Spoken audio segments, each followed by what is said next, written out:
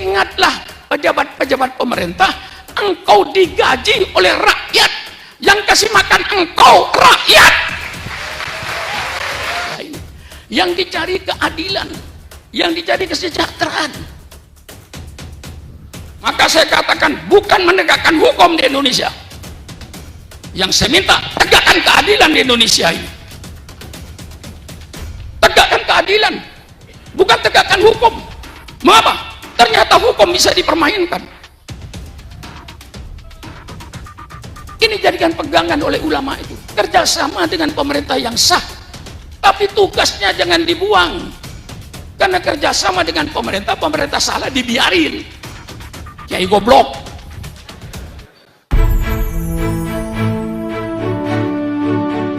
Aktivis hak asasi manusia atau HAM Haris Azhar mengaku kecewa lantaran kritik yang disampaikannya malah berujung dianggap sebagai pencemaran nama baik oleh pejabat negara.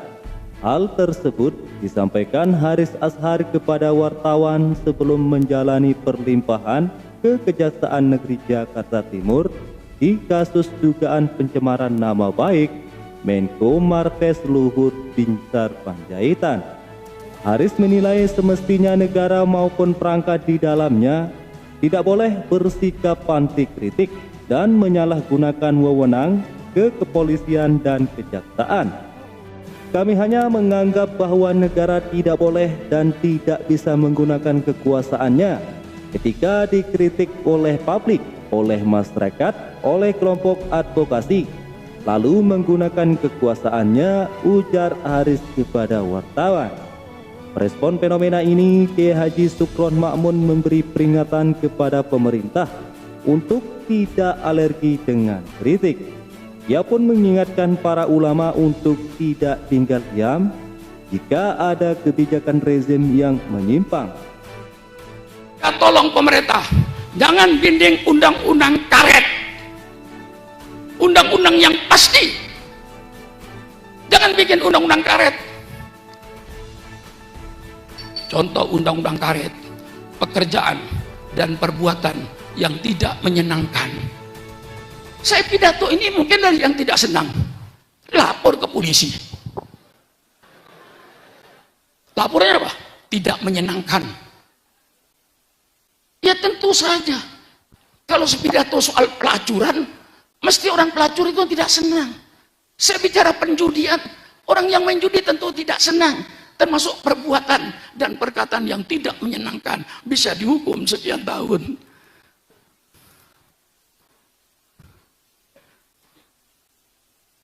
Perkataan yang menjatuhkan nama baik, ya tentu saja kalau pemerintah dikritik, tentu dia merasa dijatuhkan, sehingga orang tidak berani lagi ngeritik pemerintah. Karena kalau dikritik pemerintah, wah ini menjatuhkan nama baik. Jatuhkan baik yang bagaimana? Dilihat, kalau kritikannya benar, tentu tidak melakukan kata baik.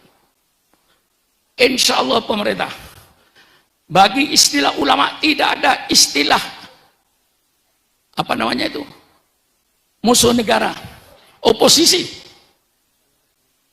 Ulama yang oposisi orang nggak ngerti itu, tidak ada. Kayak Wahab Hasbullah dulu ketika Partai Nahdlatul Ulama, apa beliau katakan? Partai Nahdlatul Ulama tidak kenal oposisi. Tapi Partai Nahdlatul selalu bekerja sama dengan pemerintah yang sah dalam rangka amar ma'ruf nahi mungkar. Bukan kerja dengan itu membebek. Kerja sama dengan pemerintah. Tapi dalam rangka amar ma'ruf nahi mungkar. Bukan berkoalisi lalu membebek. Pemerintah salah atau benar didukung. Bukan itu tugas ulama. Ulama bekerja sama dengan pemerintah yang sah. Waktu itu Pak Kiai Wahab berkata, saya bukan kerja sama dengan Bung Karno, saya bekerja sama dengan pemerintah yang sah. Ini jadikan pegangan oleh ulama itu. Kerja sama dengan pemerintah yang sah, tapi tugasnya jangan dibuang. Karena kerja sama dengan pemerintah, pemerintah salah dibiarin. Kiai goblok. Ya sama-sama kiainya, ya tolong nggak kualat. Saya berkata yang benar ini. Kalau semua tidak ada yang berkata yang benar, siapa berkata yang benar? Atiu Allah, wa atiu Rasul, wa ulil amri minkum. Quran. Taatilah kau Allah, taatilah kau pemimpin-pemimpinmu. Dalam pemimpin politik namanya negara, pemerintah. Dalam pemimpin hukum namanya kiai. Ini yang harus ditaati. Tidak ada istilah oposisi. Maka ketika Habib Rizik datang dari Mekah, saya menyambut. Apa saya sebutkan?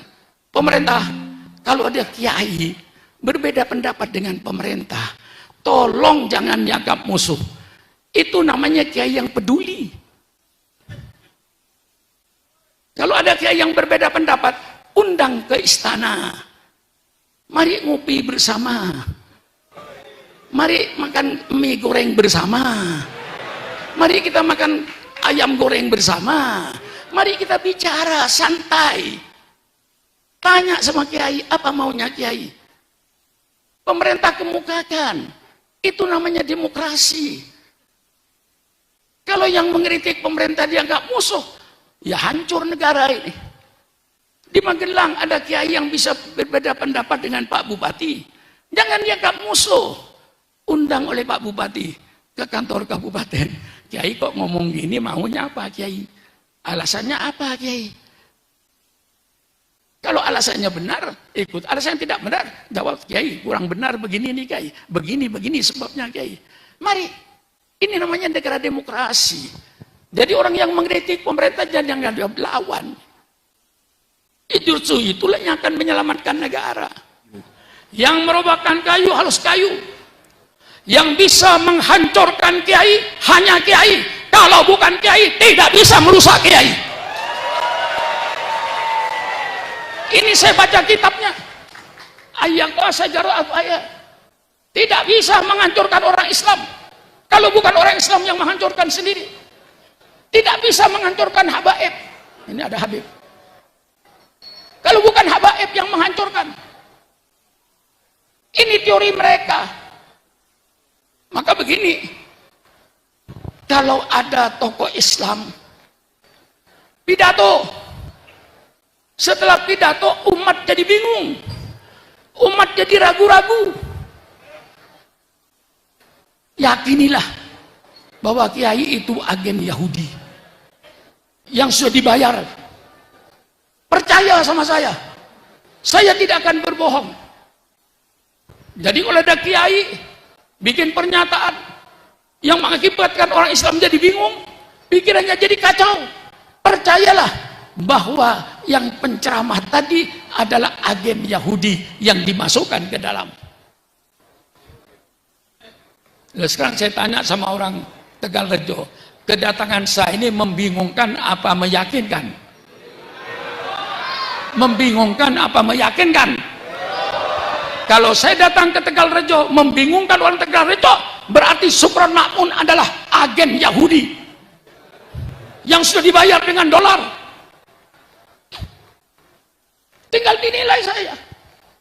Kalau saya malam ini saya datang ke Tegalrejo sudah jadi bingung, pikiran sudah jadi kacau, berarti saya agen Yahudi merusak Islam. Itu tanda-tandanya aja. Saya tidak bisa menyebut orang karena ada undang-undang namanya ETI. Informasi transaksi elektronik. Hukumnya lucu-lucu di situ, bagi saya lucu. Mengapa saya lucu? Perbuatan dan pekerjaan dan perbuatan yang tidak menyenangkan bisa dituntut. Sekarang saya pidato. Saya yakin 1, 2, 3 orang ada yang tidak senang dengan pidato saya, bisa menuntut. Kalau saya bicara soal pelacuran, pasti pelacur-pelacur itu tidak senang dengan saya. Kalau saya bicara soal penjudian, pasti tidak menyenangkan pada penjudi-penjudi. Perkataan yang memecah belah atau penghinaan kena hukuman. Ya tentu kalau saya mengkritik orang lain, tentu yang namanya dikritik ya tersinggung. Ini semuanya dibikin undang-undang karet. Maka saya tidak menyebutkan nama supaya tidak termasuk undang-undang karet ini. Barang siapa yang berpidato ke Tegalrejo, ke pesantren atau dimanapun saja organisasi, kemudian penceramah ini bisa membuat kacau pikiran umat Islam, bisa membingungkan umat Islam karena pidatonya kontroversi, percayalah kepada Syukuran Ma'mun. Itulah agen-agen Yahudi di Indonesia. Kami menyadari Indonesia bukan negara agama, bukan negara Islam, tapi pemerintah harus sadar Indonesia bukan negara Islam, tapi kebetulan menjadi negaranya orang-orang Islam yang mayoritas. Maka kalau pemerintah bikin peraturan, siapa yang akan melaksanakan? Rakyat Indonesia. Siapa rakyat Indonesia? 87% Islam. Jangan coba-coba pemerintah bikin undang-undang yang bertentangan dengan Islam. Kami siap untuk menolak dan untuk tidak melaksanakan. Kan benar toh? Kalau bertentangan dengan agama kita. Nah, kamu harus tahu sejarah. Untung masih ada orang tua seperti saya ini. Yang begini-begini nggak ngerti dia orang. Santri-santri itu nggak ngerti. Komunis saja nggak ngerti, kok santri sekarang itu? Karena ditutup sejarah ini. Anak SMA ditanya, G30 nggak tahu. Kalau dikatakan PKI kejam, aneh. Kejamnya apa? Karena tidak tahu. Kalau Syukuran Ma'mun tahu, semenjak tahun 26 sudah berapa kiai yang dibunuh oleh PKI. Tahun 48 berapa ribu kiai dan ansor yang dibunuh peristiwa Madiun.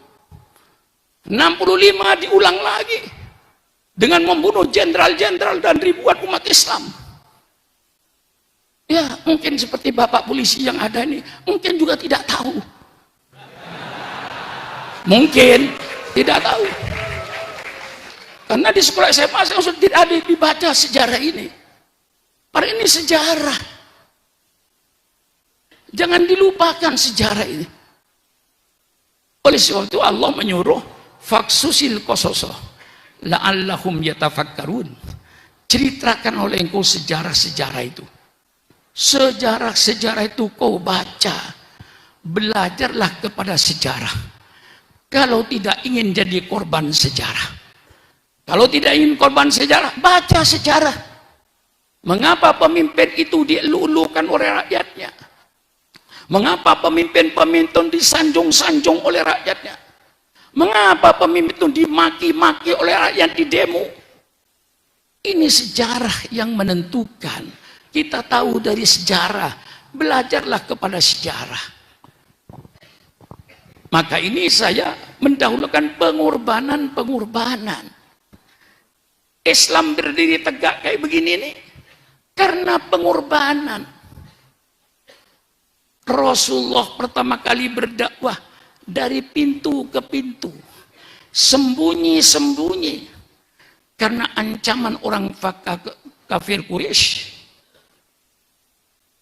Baru setelah Allah perintah fasda bima tu'mar wa arid anil jahilin. Hai Muhammad, sekarang kau berdakwah secara terbuka. Berpalinglah kau daripada orang-orang jahiliyah. Baru Rasulullah terang-terangan berdakwah. Tidak pakai sembunyi-sembunyi lagi ngajak Islam. Apa yang terjadi? Sahabat Rasulullah dibunuh. Sahabat Rasulullah disiksa. Diancam. Ini pekerjaan musuh Islam pada waktu itu. Sayyidina Bilal diseret di padang pasir. Perutnya dikasih batu. Supaya kembali jadi murtad. Tapi Sayyidina Bilal tidak takut dengan kekerasan itu. Dia tetap berkata, ahad, ahad, ahad, Allah yang Maha Esa. Subhanallah. Segala macam bentuk kekejaman, segala macam bentuk kekerasan tidak mampu memadamkan api Islam yang mulai menyala di kota Mekah untuk menerangi kegelapan-kegelapan kota Mekah. Akhirnya orang kafir Quraisy merubah lagi politiknya. embargo ekonomi. Di pintu Ka'bah, di dinding Ka'bah ditulis semua bangsa Arab tidak boleh mengadakan hubungan dagang dengan umat Islam, khususnya di bidang pangan, agar Nabi Muhammad dengan sahabat-sahabatnya mati kelaparan. Itu penderitaan nabimu, itu pengorbanan para sahabat, sehingga Islam sampai kepada kita ini. Hargailah mereka itu yang berkorban itu. Nah, kita ini semuanya hanya orang yang pandai makan jasa. Saya Syukron Makmun, termasuk bapak polisi depan saya semua ini, termasuk kiai-kiai depan saya ini semuanya pemakan jasa. Yang berjasa siapa? Yang di kuburan itu. Mereka pahlawan kita yang jadi korban. Dia tidak merasakan listrik masuk desa, dia tidak merasakan jalan tol, dia tidak merasakan jalan layang, dia sudah ada di kuburan. Sekarang kita yang makan jasa mereka. Saya tidak melarang saudara makan jasa, persilakan Anda makan jasa orang lain, saya tidak melarang. Tetapi yang saya himbau, jangan hanya pandai makan jasa, tapi pandailah kau berjasa. Orang yang hanya pandai makan jasa tapi tidak mau berjasa, itulah manusia-manusia yang hanya pandai berjoget di atas kuburan orang lain. Ya, kita semua ini tukang joget di kuburan orang lain. Karena kita sudah tidak masuk orang yang berjasa, Kiai. Saya lahir tahun 41, revolusi 45. Saya tidak berjasa, malah saya mengganggu orang tua saya, digendong ke barat ke timur untuk mengungsi. Betul? Tidak berjasa saya. Sampai Bapak Presiden itu tidak ada andilnya di negara ini. Beliau lahir tahun 1962. NKRI sudah ada, negara sudah ada. Maka semuanya ini kita pemakan jasa. Diadakan pemilihan umum, Kiai, biayanya triliunan. Setelah dipilih, dikasih gaji, Kiai. Gajinya itu ada sampai 150 juta satu bulan. Anggota DPR tanya pada Kiai Mukhlisin, berapa gaji dia? Insya Allah di atas 60 juta tiap bulan terimanya. Yang jadi bupati berapa terimanya? Ingatlah pejabat-pejabat pemerintah, engkau digaji oleh rakyat, yang kasih makan engkau rakyat.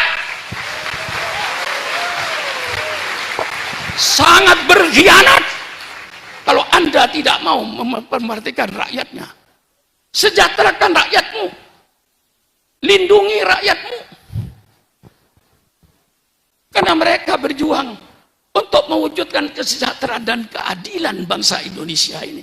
Yang dicari keadilan, yang dicari kesejahteraan. Jangan menegakkan hukum, tegakkan keadilan. Hukum bisa dipermainkan, hukum bisa dijual belikan, betul apa tidak? Orang yang kaya pasti benar, orang yang miskin salah terus. Mengapa salah? Salahnya miskin.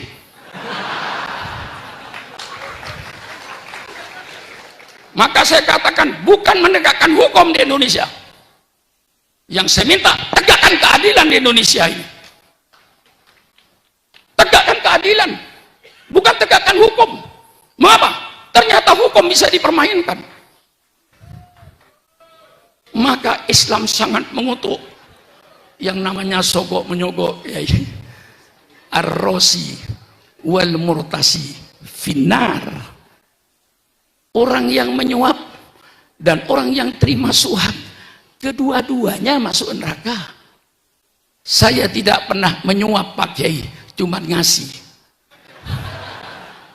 Saya tidak pernah terima suap, Kiai, cuma ngasih. Sama. Yang ngasih dengan yang menerima sama. Mengapa Islam mengutuk perbuatannya? Karena yang namanya suap menyuap itu menghancurkan sendi-sendi hukum. Dengan sogok menyogok hukum tidak berlaku.